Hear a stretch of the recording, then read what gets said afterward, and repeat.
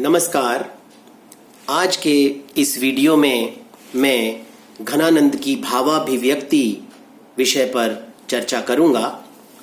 हिंदी की रीतिकालीन कविता कला सजग कविता है। इस काल का समस्त जीवन आडंबर और बाह्य अलंकरण से ओतप्रोत था। इस काल की कविता भी उसी के अनुरूप कलामयी, अलंकृत और सज्जित है। भूषण बिनु न बिराजई कविता बनिता मित्त वाले युग में कविता का महत्व विलासापेक्षित नारी को अपेक्षा अधिक नहीं था।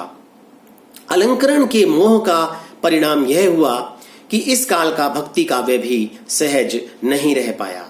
सूफी काव्य भी दार्शनिक अंतर्धारा की अपेक्षा बाह्य रेखाओं में उलझ गया है और वीर काव्य भी बाहरी तड़क भड़क में निश्शेष हो गया है। जो रीति कवि हैं वे तो अलंकरण का प्रण लेकर लिखने बैठे ही हैं।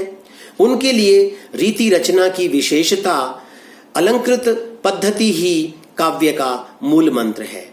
घनानंद का स्थान रीतिकाल के रीति मुक्त कवियों में है, किंतु काल के प्रभावानुसार उनकी कविता में भी अलंकरण की प्रवृत्तियां पर्याप्त मात्रा में विद्यमान हैं।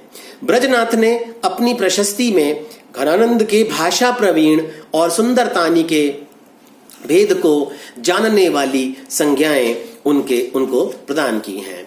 घनानंद की भावाभिव्यक्ति ही इस प्रकार की अनूठी भावाभिव्यक्ति है। भाव और अभिव्यंजना का संयोग घनानंद में बड़े ही प्रखर और मुखर रूप में प्रस्तुत हुआ है। साथ ही अभिव्यक्ति में आंतरिक भाव की टीस भी उभर कर सामने आती है। कविता तथ्य का केवल कथन नहीं करती, अपितु सुंदर कथन करती है। वह उक्ति का श्रृंगार करती है। घनानंद में भाव की समृद्धि ही काव्य के कला पक्ष की विधायिका है। उनकी बात प्रेम से छकी हुई है। जग की कविताई से, रीतिकाल की काव्य पद्धति से वह मूलतया और प्रवृत्त्याः भिन्न है। घनानंद की रचना में श्रृंगार का विलास भी इंद्रिय उत्तेजना के शमन द्वारा मादक अनुभूति का रूप ग्रहण कर गई है। रतिश्रम का यह वर्णन आपके सामने प्रस्तुत है, जिसमें अनुभवों का वर्णन भी है और नायिका की मन स्थिति का भी वर्णन है। सुख स्वेद कनी मुख चंद बनी बिथुरी अलकावली भांति भली मद जोबन रूप छकी अखियां अवलोकनी आरस रंग रली घन आनंद ओपिय तूच उरोजनी चोज मनोज के ओज तली गति ढीली लजीली रसीली लसीली सुजान मनोरथ बेली फली। नायिका की मनोकामना की पूर्ति के लिए मनोरथ, फेली, बेली, फली शब्द कितने व्यंजक दिखाई पड़ रहे हैं। इति श्रांति के परंपरागत उपकरणों के साथ इसकी अंतिम पंक्ति यानी गीति गति ढीली लजीली रसीली लसीली सुजान मनोरथ बेली फली, इसके पहले आधे भाग की शब्द संगति भाव को जैसे स्वर में आकार कर रही दिखाई पड़ती है। वियोग घनानंद के काव्य का साधन है। उनकी कविता अपने प्रकृत रूप में वियोगमयी है। संयोग पक्ष की अभिव्यक्ति सरस है।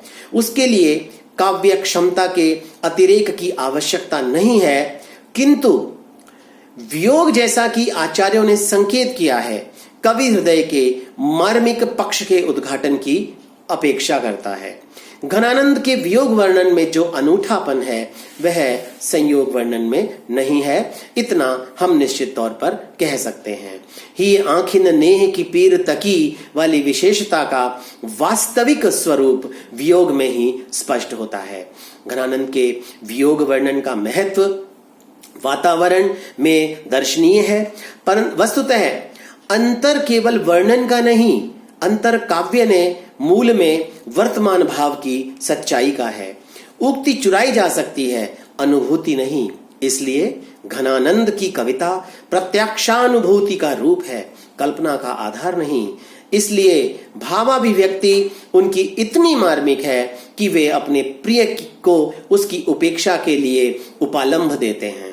वे कहते हैं कि तकों ढरी गौ बहडार अहो जिहि मोतन आखिन ढोरत है अरसानी गही उही बानी कछु सरसानी सो आनी निहोरत है घन आनंद प्यारे सुजान सुनो तब यो सब भातनी भोरत है मन माही जो तोरन ही की हुती बिसबासी सने क्यों जोरत है।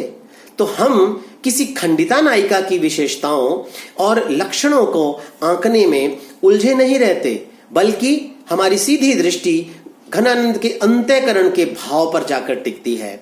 पाठक और कवि के बीच वहां कोई व्यवधान नहीं है। इसी तरह से वियोग का एक और उदाहरण दृष्टव्य है, जिसमें सुजान शब्द की मार्मिकता को उन्होंने प्रकाशित किया और भाव मार्मिकता उत्पन्न कर दी। वे कहते हैं, घन आनंद जीवन मूल सुजान की कौंधन हूं न कहूं दर सैं सुन जानिए धोंकित छाय रहे इत चातिक प्राण तपे बरसें दिन पावस तो इन थ्यावस होन सुक्यों कर ये अब 100 परसें बदरा बरसें ऋतु में घिरी के नित ही अखियां उघरी बरसें। भाव का, उसकी अभिव्यक्ति का अलंकृत करने के अनेक साधन हैं, जिनमें मुख्यतः अलंकार, छंद, वक्र कथन इत्यादि हुआ करते हैं, किंतु भाव की अंतर्निहित मार्मिकता उसे प्रभावशीलता से सर्वाधिक संयुक्त करती है, इसमें कोई संदेह नहीं है। रीतिकाल के परंपरागत भाव की अभिव्यक्ति में घनानंद ने जो सच्चा सौंदर्य भरा है वह देखने योग्य है। उनका एक बड़ा प्रसिद्ध उदाहरण दृष्टव्य है, रावरे रूप की रीति अनूप नयो नयो लागत जो जो निहारी है त्यों इन आँखिन बानी अनोखी अघानी कहूं नहीं आनी तिहारी है एक ही जीव हुतो सुतो वार्यो सुजान सुख सकोच सोच सहारी है रोकी रहे न दहे घन आनंद बावरी रीछ के हाथनी हारी है। केवल इतना ही नहीं, सौंदर्य में नित्य नया रूप धारण करने की क्षमता है। विपत्ति तो दूसरी और भी है, आंखों का व्यसन भी अनोखा है। सौंदर्य में आकर्षण है तो आंखों में आकर्षित होने की अनुपम क्षमता है। इसी से तो सौंदर्य का मूल्यांकन संभव है। रीझ ही बावरी है, यह कहना भी कितना सार्थक है। बावरी रीझ सकती है तो केवल प्रिय के रूप पर ही, अन्य किसी स्थल पर नहीं। ये सच्चाई है कि घनानंद की रचना का अभिव्यंजना पक्ष अधिकतर विरोधाभासी चमत्कार से सुसज्जित है, लेकिन यह भी ध्यान देना चाहिए कि वह विरोध भी सचेष्ट लाया हुआ है और विरोध वहीं कथन और करने वाले की स्वाभाविक अंतर्वृत्ति के परिणाम स्वरूप घटित विरोध है। इसी प्रकार से कहा जा सकता है कि यदि बिहारी में भावाभिव्यक्ति को अत्यधिक अलंकृत करने में, मतिराम सहज रमणीय रूप देने में और पद्माकर रंग सज्जित करने में उसकी सफलता मानते हैं, तो घनानंद की भावाभिव्यक्ति अनुभूति की सच्चाई यथा काव्य रूप में कह देने में ही गर्व अनुभव करती है। बनावट और अलंकरण के चटकीले आवरण को हटाकर घनानंद ने कविता कामनी के स्वच्छंद परिधान का परिचय दिया है। धन्यवाद।